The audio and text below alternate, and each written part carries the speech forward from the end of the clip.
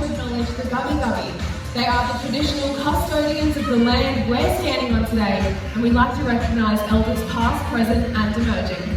Thanks, Mel. Now, we do have a question for everyone out in our audience today, who is visiting us for the very first time. Wow, so many of you! That's amazing! We hope you're having an incredible day exploring our stunning zoo grounds, but of course, falling in love with all of our gorgeous animals who are such amazing ambassadors for their wild counterparts. They sure are, Mel, but unfortunately, so many wild species face the threat of plastic pollution and entanglement every single day. But all of us can start to make a difference, and that is simply by changing some of our habits. That's right, so today we asked for a little bit of assistance from our bird crew to show you just how easy it is to keep Australia looking beautiful for years to come. So we're going to invite two of our beautiful parrots, Tallow and Jasari, and they're showing you just how easy it is to put your rubbish in the bin. That's right, simply by always disposing of your rubbish correctly, you can help save so many species and their habitats as well. Exactly right. So let's try to reduce our plastic waste wherever possible by always reusing and recycling too. Well, if they can do it, so can we. Put your hands together for Tallow and Jasari. Oh, thanks, Lisa. Thanks, Monica. I love these birds so much. I'm in such a good mood. Max, you're always in a good mood, but I have an idea. I think we should give away some free stuff. But I don't know. Does anyone here like free stuff? Yes, we all love our free stuff, but we also know that nothing in this world is ever for free. So, we have a huge crowd today. I'm thinking maybe we should get a little silly for our prizes, Mel. And what about some animal impersonations? That's the best idea we've had all day. You know what? You're right. Massive crowd, so let's split it into two. Oh, good idea. Well, guys, if you were seated from this side of the Crocosseum all the way to my VIP section, you're my lucky group number one. Okay, that means if you are sitting on this side of the Crocosseum, right around to under the big screen, you're the lucky ones. My group, group number two. Oh, loving the enthusiasm today. Hey, Mel, now, I might go first if you don't mind, but taking a look at my side, they need an animal to impersonate. So, what animal should they impersonate today? Can I give you a category? Oh, I love a category. Oh, okay, great. I'll see if you can pick it. All right, animal number one. Yeah. Yes. Okay, animal number two. Yes, I love this. And number three is a bit obscure, but just imagine I have a really long tongue and spikes. Okay, yes, I love that. Alrighty guys, I'm thinking Australian animals, native Australian animals. So you guys can be animals of any kind. You can be a cute little echidna, you can be a snapping crocodile. You know what, I want to see kookaburras as well today. I'd love to see that out in our crowd. But for you guys to win the prize, you need to stand up to stand out. So give me your best native Australian animals on 3, 2, 1, go! Yes, love you all the crocodiles. I'm loving this snacking day. Love this moment. Oh, I love the snake. Keep it going, guys. Loving the energy today. Oh, very good. Okay, guys. Settle down. Ooh. Now, I think my side went to the Woolly shop, so no more sugar for anyone today. But I do actually have my winner. I saw them. I hope you didn't hurt your face while doing this, lovely. But it was my snake right here. Yes. So for you to win your prize today, lovely, I actually need you to do that again for the whole entire Crocosseum scene. Ready? On 3, 2, 1, go!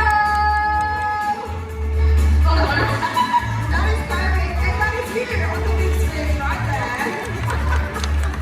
Oh my goodness. That is the first snake we've ever had, guys. That was amazing. Wow. And a shout out to my little friend Andy up there. I saw that. That was super cute. Okay, enough. All right, group number two. You know what? I think they've outdone it.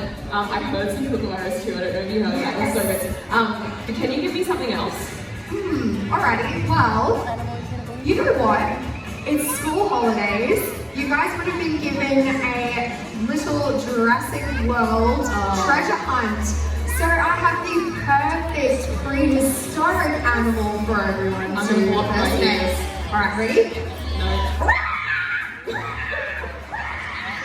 Okay, I think that's a pterodactyl. Yes, a pterodactyl. A pterodactyl.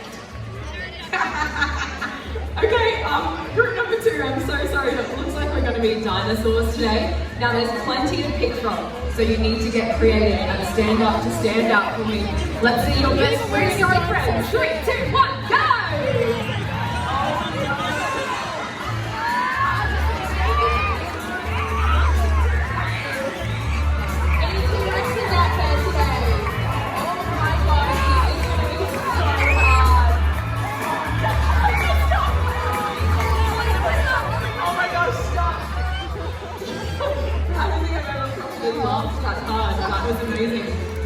I'm also going to pick one that they're going to hate having to do again, but my friend's over here. Hi. What was that? You don't know? Well, why don't we try to figure it out? Show us one more time. 3, 2, 1. What is happening here? Okay, well done. For creativity, there's a prize coming your way. Oh, that was fantastic, Mel. I love that everyone got into that. I was kind of scared that not a lot of people would dig the dinosaurs, but we wish we could give a prize to each and every one of you. But our Wildlife Warrior show coming up is going to be prize enough for you all. But hey, actually, I need to get out of here because Mel has a special treat for you all. I do, thanks Max. Now here in Australia, we are notorious for our impressive wildlife, and our next guest is no exception. Let's take a look back at Steve, face to face with one of these powerful animals. Speaking of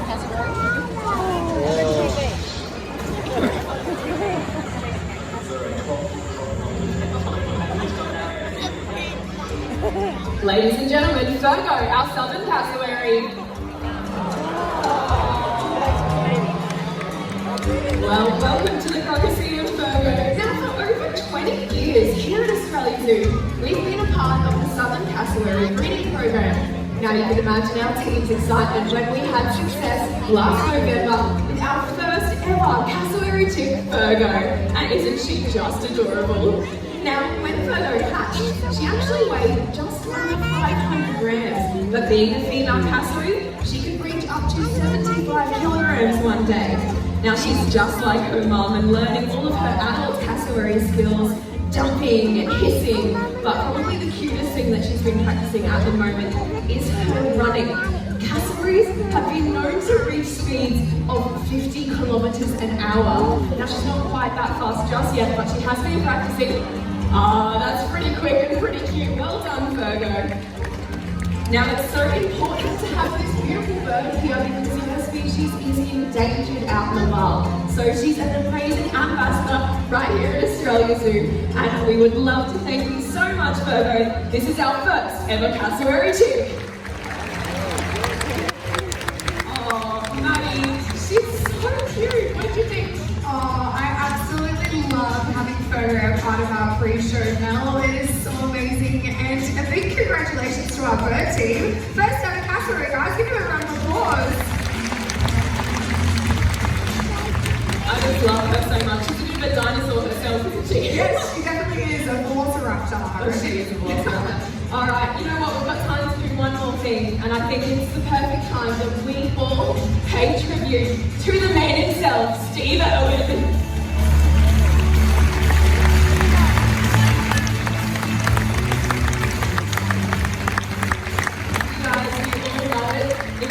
His love, his dedication, and that enthusiasm. None of this, none of us would be here today. You know, Steve was famous for quite a few things, but there was definitely one word that he really made his own.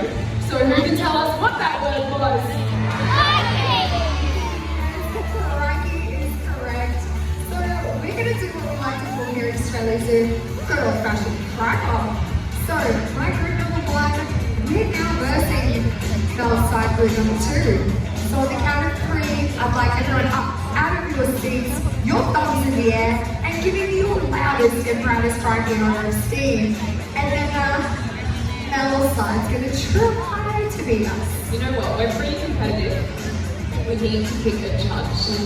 Good idea. Anyone up in VIP able to help us out? Say, yeah, black jumper. You've got a spider on your jumper. Great. You just need to listen in, yeah, and then pick the loudest side. The loudest side. Remember what side you're seated on today, which is group number 1. Also, I love the red back on your shirt. I love spiders. They're so cool. Mel hates spiders. I love spiders. No, definitely not. Okay. Anyway, I've arrived the judge, but I still need absolutely everyone's efforts. So I need everyone up out of your seats, put your thumbs in the air, get your lungs pumping, and give me your loudest crikey on 3, 2, 1.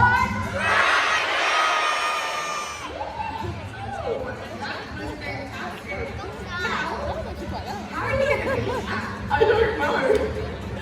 That was really good. Alright. Okay, group number 2. I think we've got to just give it our all. So let's hear it from here to here. Your loudest and your proudest crikey on 3, 2, 1.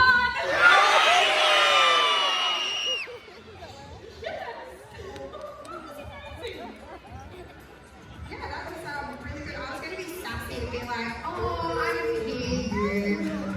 But that was actually really good. So maybe let's throw it up to our judge. Darling, who's it going to be?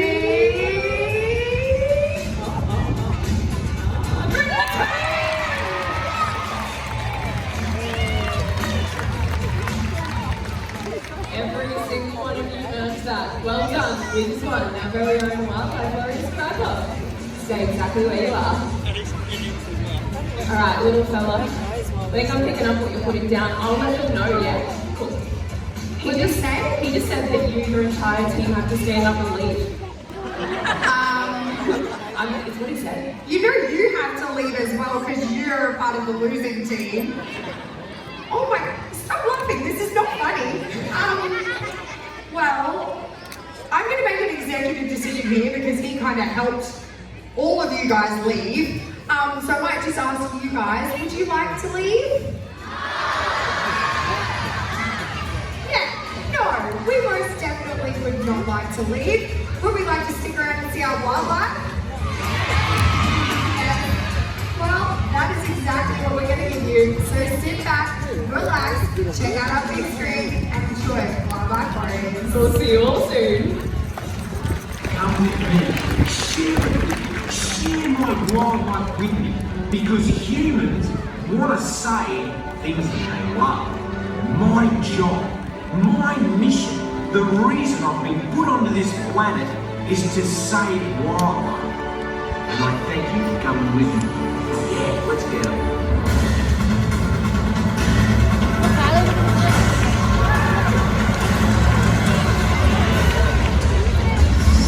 And welcome to Wildlife Warriors!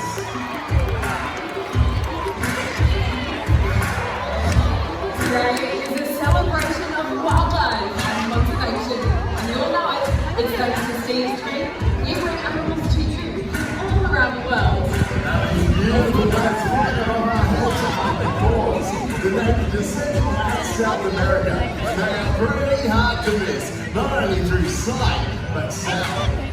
There are 17 different species of boar, and they can range from the size of a small parrot all the way up to the hyacinth, which can grow to be over 1 meter long. Wow, that is huge. Now, like us, they have unique personalities and looks. If you have to see our boars up close, you might notice feather lines on their face. Now, these are like our fingerprints, unmatchable to any other. However, it is because of their beauty that they are still being stolen from their forest homes to be sold as pets. But make no mistake, it's all of you that can keep these beautiful birds flying free, and that is by always saying no to the illegal wildlife trade. Exactly, Mel, and trust me guys, you do not want to have a bird that lives to be about 100 years of age on average. and is forever as hyperactive as a 5-year-old child. Well, as I'm of course head on home, let's take this from feathers to scales. Hey, let's do that. Check out some of our gorgeous snakes joining us in the Crocodile today. Now you might be quite surprised to find out that right here in Australia, we're actually home to more venomous species of snake than non-venomous. Well, I'm sure you'll be very happy to find out the gorgeous snakes joining us in the Crocodile today are of the non-venomous kind. They've grown up right here in Australia Zoo, and that is why they're very relaxed around people.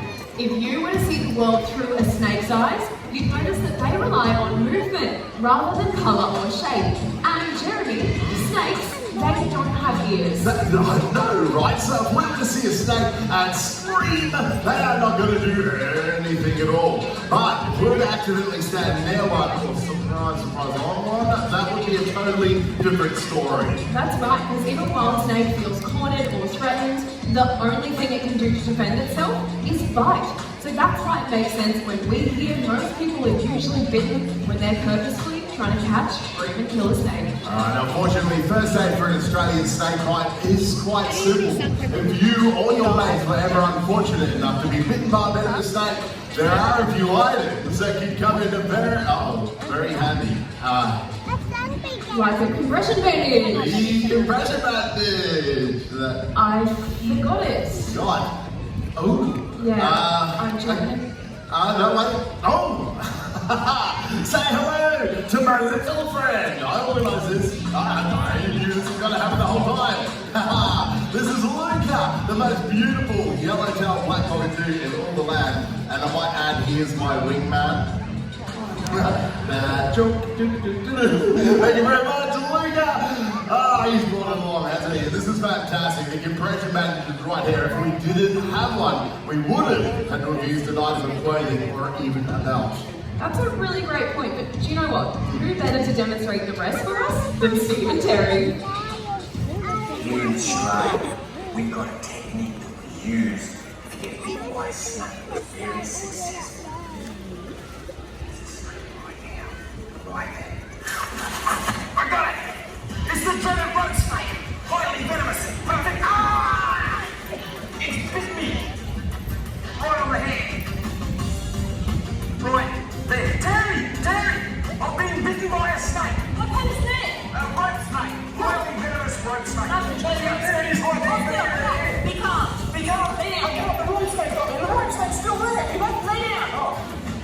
Okay, right here. You got me there. You see where the fang marks are? Yes, I can see the fang marks. I have a pressure bandage. I'm gonna go, mate. I'm gonna go.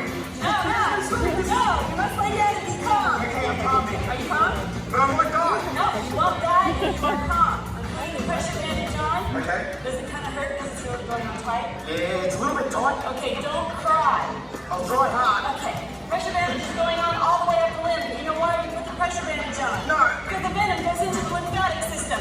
The lymphatic system processes the venom through your whole body. So if we put the pressure bandage on, it keeps the venom in your arm, which isn't killing you. But if it goes through your whole body, then you will be doomed. Oh, dude. Yes. What a rat snake. Yes. But stay calm and I will save you. Okay. Okay. Are you calm? Okay. Now I have to carry the car. Yeah, come on. Okay. Put your arm still. Okay, still. You will walk to the car. How beautiful is that footage? That was truly amazing. But in all seriousness, let's go through those 3 simple steps. Yeah. Step number 1 is keep calm and still. Step number 2, apply the compression bandage. Step number 3, call an ambulance. Keep your patient still and calm until that ambulance arrives. Always make sure that you let the help come to you. Alright, you know what? I think we had better get out of here because Zoe is about to take us to the skies. Thanks very much, guys. Now, here in Australia, we are home to some of the most incredible bird life. And if you keep your eyes to the skies, you might spot a beautiful whistling kite, just like Fletcher here.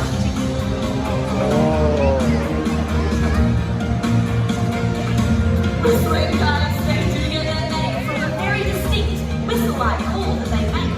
And these hardy birds are able to survive some of the harshest landscapes. That makes them one of the most widespread species of raptor to call Australia home. But a raptor is a very specialised bird of prey that heroes are his incredible vision, his hooked or curved beak, and those sharp yet powerful talons he uses to take down his prey items. Now little Fletcher here, as a whistling kite, he is not fussy with what he's going after. Anything small like insects, small mammals, small reptiles, and sometimes even other species of birds. But as you can see, he's loving this wind today, absolutely carving it up here in the Colosseum. These birds are perfectly designed for this kind of flying. As you can see, he's got those beautiful broad wings and that light body weight that allow him to catch a free ride up there with the wind. But we're very, very lucky to have little Fletcher here at the zoo, as he's actually a rescued bird. So he came in through our wildlife hospital with an injury that left him totally blind in just one of his eyes. Due to this blindness, he was deemed unreleasable and was not suitable for release back out in the wild, as their eyesight is incredibly important. But he makes such a fantastic ambassador for the wild counterparts. So thank you very much to Fletcher. What an awesome job today. But we are going to take you now from aerial down to aquatic, where we open up a whole new world of hunting. To some species of birds that can dive as deep and as fast as fish. And that's exactly how our cormorants, just like these two, catch those aquatic meals. So we've just been joined by Albert and Scooter. Albert's the larger of the two, and he's a greater cormorant, while Scooter is the smaller one, who's a little pied cormorant. And as you can see, both of them are perfectly designed for life under the water, as they actually lack that fully water-resistant coating around their feathers that many other birds do possess. Now this is great for life under the water, but birds cannot take to the skies with those wet feathers. That is why you see cormorants lining riverbanks, holding their wings outstretched, just as if they're hanging themselves out to dry. But Albert and Scuba, they are two of just 5 species of cormorants to call Australia home. So if you're ever out and about around any of our beaches or waterways, keep an eye out and you might spot some of their wild friends. Now we have shown you some birds that dive beneath the waves, but there are some that prefer to wade through the shallows. This next bird will be making his grand entrance from outside of our Colosseum. These birds, they can soar up to the highest of altitudes, but aerial prey is not their choice. These are aquatic predators, well-equipped fishermen to stalk the shallows in search of that fresh catch. If you direct your eyes to just over the roofline here, ladies and gentlemen, coming in high, it's Douglas, our jacaroo. Ah, there he goes. We'll see if we can get him coming back around here in the centre. He actually flew all the way on the other side of the zoo. So jackaroos, they have an enormous wingspan of 2 meters, and hopefully Douglas decides to join us for a bit more of the fly pass. Now our jackaroos are definitely an impressive bird. These birds are like us, they actually don't have a voice box. So when needing to communicate, they're going to use the flapping of their wings and the chattering of their beaks. Now, while we try to figure out where Douglas has visited as the zoo, as this fella is not Douglas, what we're going to do is we will direct our eyes up to the big screen. We'll have a look at some of our other beautiful wetland species while we figure out where Douglas is at. Waterways throughout the whole of Australia are listed to be found in hundreds of different species of waterbirds. Not just found on the coastal regions of Australia, but also found in estuaries, harbours, mangroves, and even large inland wetlands. So what exactly makes a waterbird a waterbird? It is as simple as birds that live on or around water. Freshwater, saltwater, seabirds, shorebirds, any bird that inhabits or depends on water bodies or wetlands.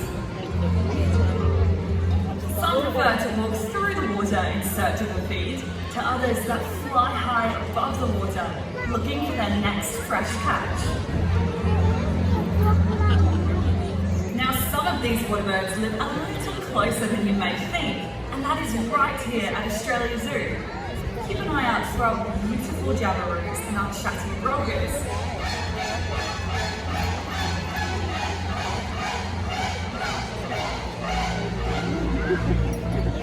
Our rainforest aviary is home to the most widespread ibis species, the glossy ibis, and our water-loving vertical ducks.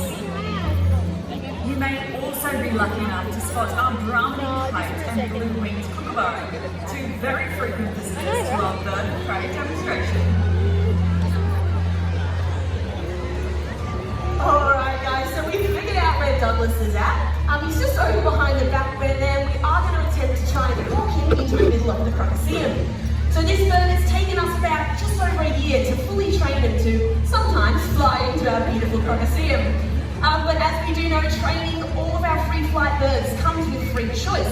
Some days they do decide to visit other parts of our zoo and explore the beautiful grounds that we have. But we're going to try and see if we can attempt to bring Dougie back over in the middle there. Douglas, good boy.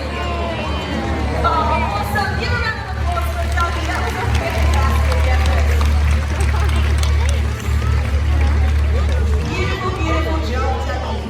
Now that he's finally made a cue, we can enjoy just how beautiful he is because of his bucket. So Douglas here is a black-necked stork, or more commonly known as a jabiru. And they are the only species of stork found right here in Australia. But being a stork, they are found around our waterways. So have a look at him in the water. Those long, skinny legs of his, they may look a little funny, but you can see they keep his body high and dry above the waterline. This is where he uses stealth and precision to stab out and catch his prey items.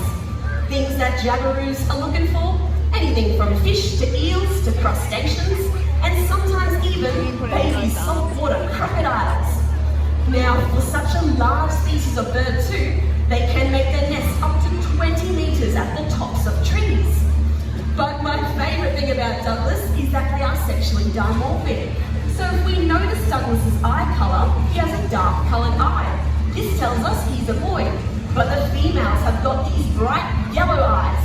Now this is really cool to see, and you can see this for yourself today. If you head down to our wetlands, we have a pair named JJ and Juliet. But the last few species we have seen, they do rely heavily on our waterways for their survival, which is why it's so important that we all play our part by binning our rubbish, keeping our waterways clean and clear for future generations of these incredible birds to come.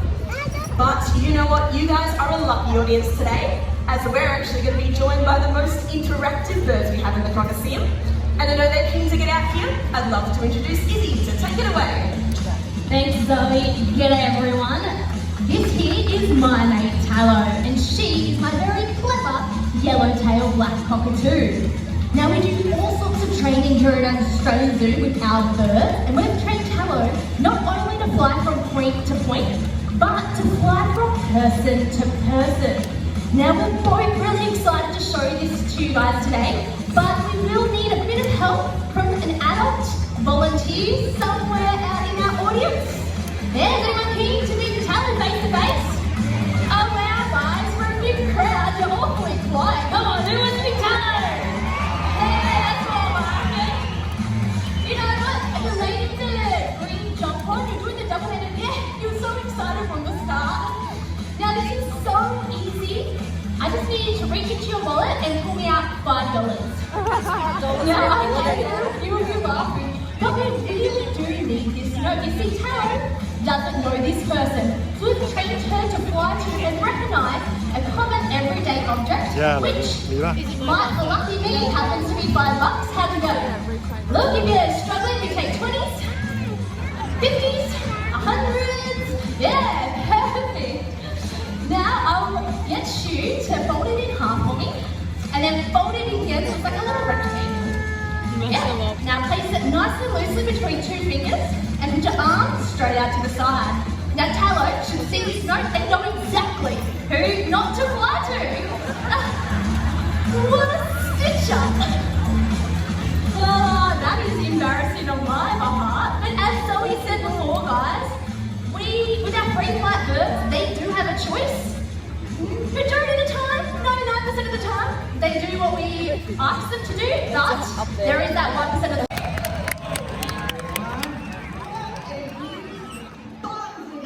Mate, the sun is shining, it's a good day for you, crocodile. How's the school holidays going for us, good? Mate, thanks so much for coming in. We are absolutely stoked on it. I'm glad that I just flew off. It's that bird show's over, mate. Come across. Yes, ready to get in for the Olympic national animal, the ibis. Yep. So, okay, it's really important, even though we're having school holidays, for everyone here, I don't want you to get rusty on math. No. So we're going to do a little bit of math, and then we'll have some fun. Don't I sound like a parent? Yeah, all right. Okay, here's the quiz. Yes. Usually, there are 4 of us Yes. out here for the Croc Show. Yep. Today, there are 2 of us. I like the hand movements. How many are missing? Two. Yeah. You got Someone over here said 36. Not quite. That's someone on school holidays, big time. Big time school holidays, yes. Yes. We are missing 2 people, but it is for good reason. The 2 people we are missing are the 2 parental units. Vinny and Chandler are with little Grace.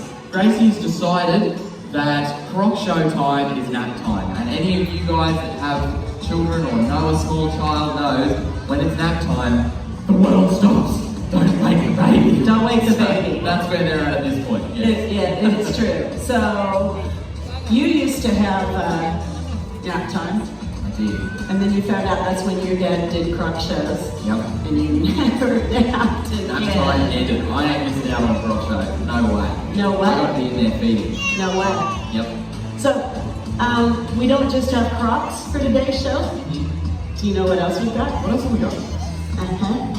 See if you can point out and find and notice the lions. Oh yes, we've got lions as well. We do have lions. We do. Where are they? There they are. The lion family from Cape York. So there is more than one predator top of the food chain in Cape York. Crocs and lions. Watch out. Welcome. Everyone sitting around them, just hold really still. Yeah. They Yeah. respond to movement, especially the cubs. Okay, there's your warning. Who are we feeding today? Well, today we've got a very exciting crocodile for you guys. He's an absolute legend. He is one of the biggest crocs in the Crocodile and definitely the most unpredictable. His name is Charlie. Charlie. We love him. Oh, mate, Charlie. I love Charlie. Yep. But along with the love and the compassion and the admiration and respect that I feel for Charlie is a lot of fear. That's fair enough. So how about you and Zach All right, feed Charlie? What do you reckon, Zach? let's do it. All right, we'll give it a go. Thanks, mate. Okay, now, you got to keep in mind, Charlie here, he's a big croc. He is an adult male saltwater crocodile. One of the largest predators on the face of the earth. In fact, pound for pound, the most powerful. Now, we're going to direct our attention here to the mouth of the canal. He's going to start to make his way out. It's all about movement with a big croc. So, I'm going to be moving this bucket up and down. Hey, boy, come on, mate. And he's going to start to key into this movement here. But there is a chance that he's going to start playing a game, and he wants me to get closer. The art form of the crocodile, all crocodilians, is luring you into their territory. It's all about getting you in the water. That's where they've got a good chance. And at this point, it's looking like he's going to do just that. He's not focused on the bucket, he's not focused on the food. I'm going to have to break the cardinal rule. Get in the water with this powerful predator and swim him all the way out. Mate, over to you. Let's see how we go here. Let's see how we go. So Robert is breaking the #1 rule you don't want to break in Far North Queensland, and that's getting in the water with the crocodile. Now as you can see, Charlie's just gone under, and when they are under the water, it's the most dangerous time, especially if you're in the water with the crocodile. So here he comes. Come on, Charlie. Come on. Look at Charlie making his way out. Look at that. That is a 400-kilo crocodile. Come on, Charlie. Let's go, mate. Come on. Lines it up for him. He's gonna let's go, Charlie. Look, you get piggyback. That's easy. Come on, mate. Let's go. He's got his own mind rules today. We've got the script. Come on, let's go. Give it up for Robert and Charlie.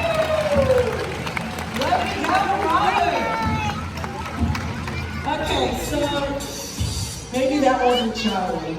In fact, that's not even a crocodile. That's an American alligator. There's an easy way to tell the difference. It's pretty obvious. When they leave like that, one you will see later, and one you see in a while. And that's the easiest way to tell the difference. Actually, we have two species of crocodile in Australia, the saltwater crocodile and the freshwater crocodile. And there's two species of alligator in the world. One is from China and one is from America. So there's some more interesting facts for you. Robert, you did very, very well. Sorry to trick you like that. Mate, I risked life and limb there. I think that was worth the $59 right there, don't you reckon? Yeah. 100%. Yeah, that was worth it. Well, that was the Croc Show. Hope you guys enjoyed it. Enjoy the rest of your day. I thought it was awesome. We are going to actually feed Charlie. Okay, that's good. But can you do me one favor? Yes, what's that? Don't pick him up. All right, I'll try my best. Okay, that'd be really good. Now, Charlie did come here a number of years ago, and there's an important lesson to be learned with Charlie. Charlie was living up north at an aquarium, and he was in kind of a pit. And Charlie, come on, you really scare me a lot. Just have your food. Oh, my fingers hurt after that. Charlie, you're so handsome, and I saved you. That was me. I said, please, give me a smile, Charlie. Give me a little tiny smile.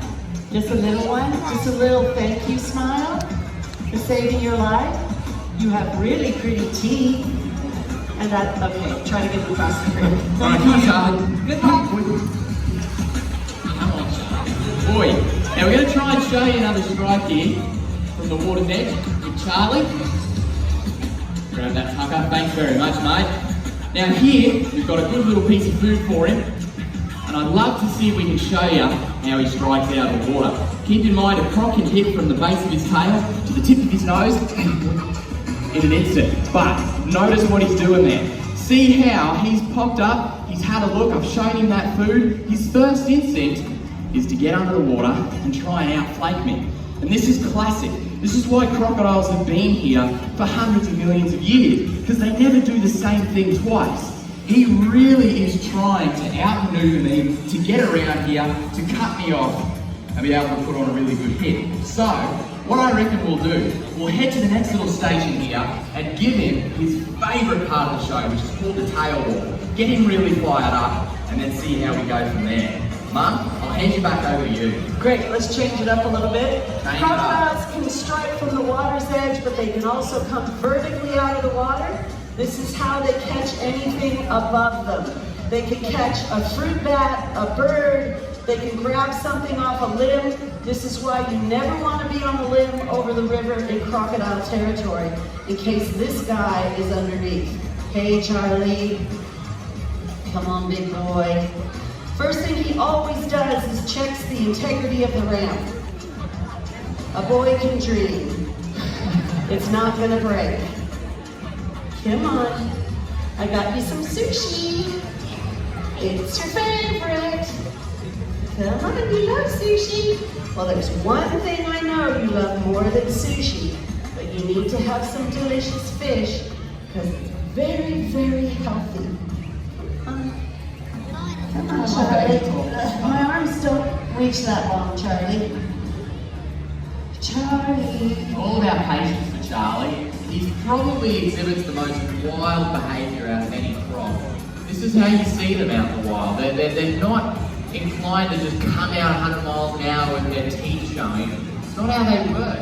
It's all about being cagey, being different, and really changing it up. Just giving him a minute. He's just staring at my shoes. Yeah, they're nice shoes, aren't they? Come on, Charlie, come on. Right here, buddy. Come on. Robert, are your arms any longer than mine? Give it a go. Do you want to try them? Give him a go, mate. Yeah. Hey, Charlie. What do you reckon? You do have a bit of a love-hate relationship, Charlie. Charlie and I. Maybe quick. Here you go, Charlie. Wow, that was delicious. You go, big boy. Up here, Charlie.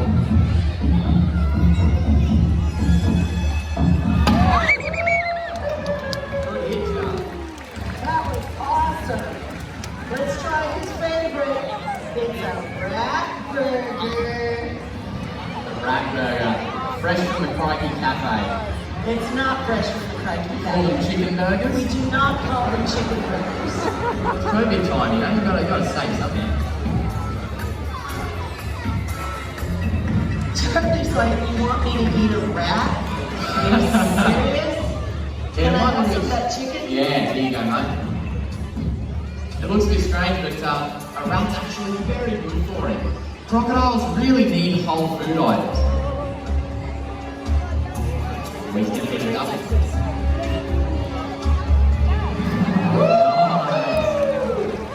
Way to go, Charlie! That's why we get kids to eat vegetables. Mask them in a little rat. That's the key, isn't it? Hey, boy, go, Charlie. Come on. Hey, Charlie, bye. He took brushing it up. Hey, boy. Now, we're going to try and show you a good strike here with Charlie. Give you an idea of just how easy it is to live alongside crocs. Now, Charlie, hey, boy, if he wants to come out on land, he'll do that at equal strike, which can be pretty quick. But notice here what he's doing. He knows that we can all see him. He knows the jig's up, so he's just coming out nice and slow. Up here, Charlie. Here, big boy. Stop looking at my legs, Charlie. Yeah, mate. Right up here, Charlie. Right up here, Charlie. And you've got to remember, that 3,000 pounds per square inch of closing pressure is ready to go all the time. I'll pull him up here so you can at least get a good idea of his physiology. Notice how on land he's not particularly fast. He is capable of a really quick strike, but out here, I can sit down in front of Charlie, no worries at all, and I know I'm completely safe. Big long tail, short little stumpy legs, very heavy head. He's designed for speed in the water. Have a look at that. I'm sitting right in front of him. All he wants to do is get back into his territory, because that's where he's quick, in the water and at the water's edge. The lesson for us is very simple. Do the opposite of what we've been doing here today. Stay at least 4 or 5 metres back from the water's edge.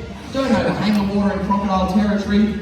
And whatever you do, obviously, don't go swimming in croc territory. Unfortunately, every day, there's always someone breaks the rules in northern Queensland or anywhere that you find crocs.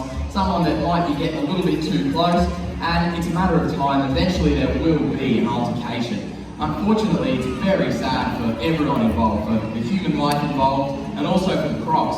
Every time an attack occurs, people think it's the croc's fault. They're these evil, ugly monsters going around killing everyone. And that's not the case. Notice that. It's not until I approach his water and start stamping around that he becomes interested in me. So, just avoid this situation. And if we can be safe in croc territory, we're going to be able to preserve these guys. We can stop the calls from culling. The secret to crocodile management and crocodile safety, ironically, is about managing our behaviours. It's not about managing crocodile numbers, because we need a healthy number of crocs. Let's see how it goes. Go, Charlie! Woo! He grabs that piece of pig and instinctively tries to take it back into the water. Robert's going to simulate that struggling animal, and let's see what Charlie's going to do. He's known for violent head shakes. He's going to do his best to pull Robert off his feet. I'm really hoping that doesn't happen. Charlie is one of our strongest and most volatile crocodiles, and he absolutely loves this. He's going crazy. He absolutely loves playing tug-of-war with Robert. It's kind of like playing tug-of-war with your dog. Your dog weighs 350 kilos. So, death roll, you little ripper! They'll roll an animal off its feet to drown it very quickly. That's a technique crocodiles have used for many, many eons of time, and he does it so well. He's trying to disorient the animal, to drown it. 2 death rolls! Way to go, Charlie! He's making Robert work today. He's absolutely loving it. This is my favorite part of the day, watching the crocodiles get to be big, tough crocs. And what's so awesome is Charlie always wins. So he leaves thinking he's a pretty cool dude. He's got 64 very long, sharp teeth, 3 death rolls. Charlie, 3 death rolls. You're right. No, All right. Just come behind me. I was pulling up straight. Still very tense. Okay. Now. Well done, guys. And Charlie gets his lunch. Woo-hoo! Way to go!